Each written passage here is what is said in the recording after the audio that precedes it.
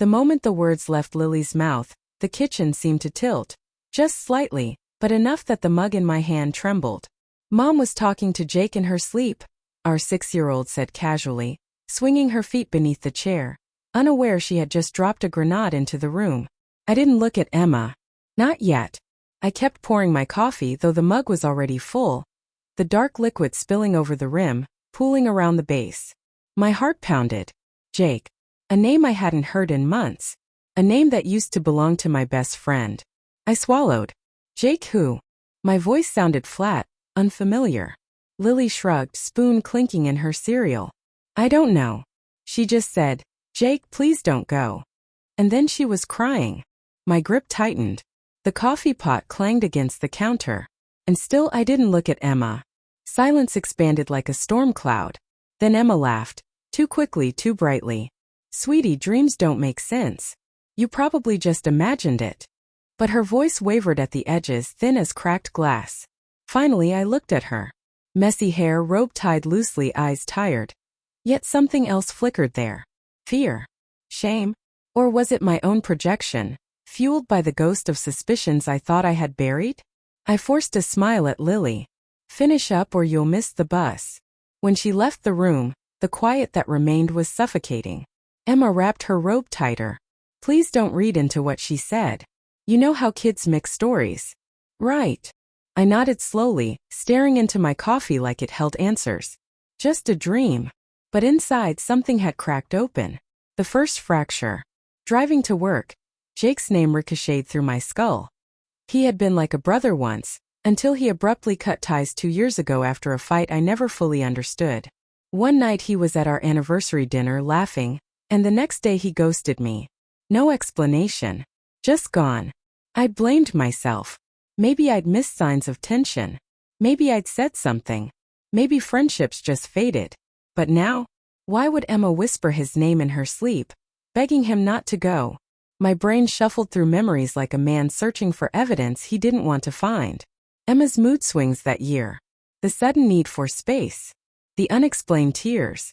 Her insistence that Jake must have personal issues when he stopped talking to us. Or stopped talking to me. At a red light, I gripped the steering wheel until my knuckles whitened.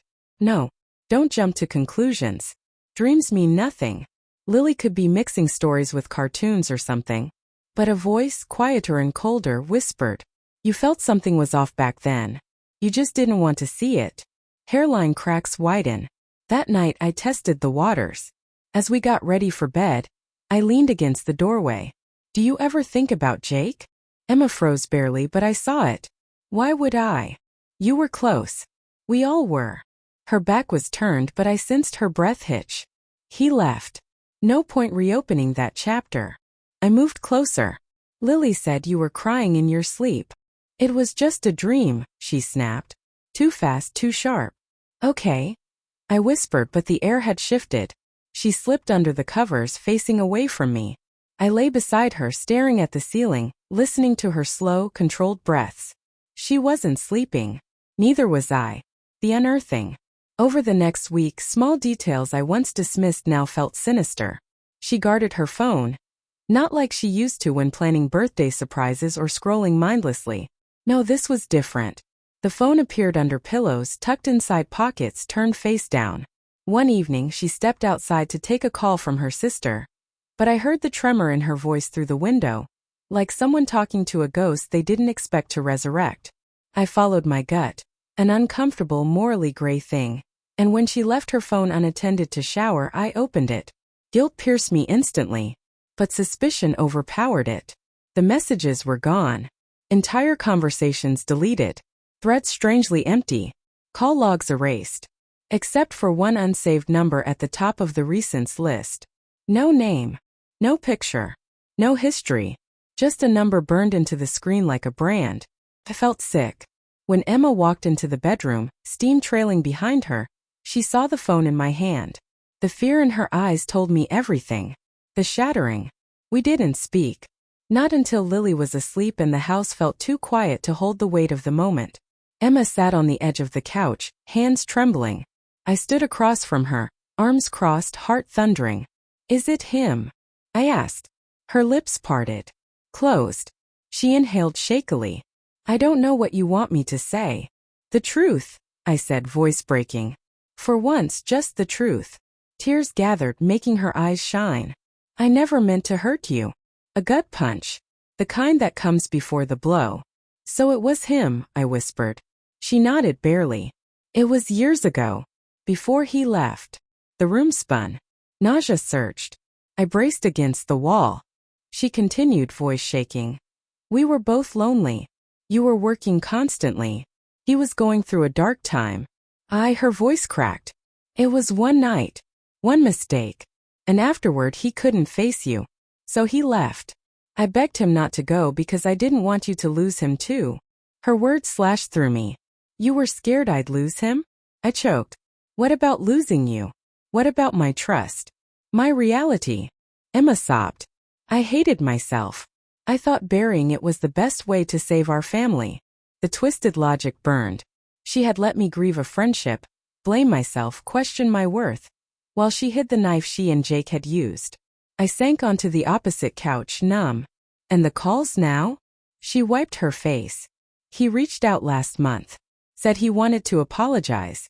I told him we can't do this. I panicked. I never replied again. I swear.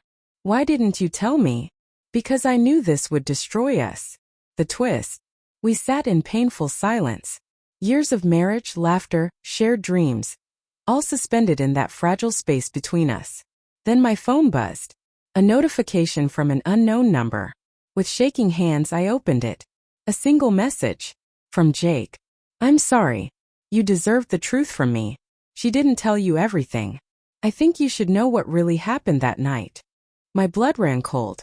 Emma looked up, saw my expression, and her face drained of color. Please don't. I stared at the message, at the invitation to dig deeper, to uncover a truth darker than the one already tearing through my chest. A horrifying question lodged itself in my mind. If she had lied once, how much worse was the lie she was still hiding? The phone buzzed again. If you want to know, meet me. Just you. Emma whispered, voice breaking. If you open that door, we won't come back from it. And for the first time I realized, maybe it wasn't a choice between truth and lies. Maybe it was a choice between knowing and surviving.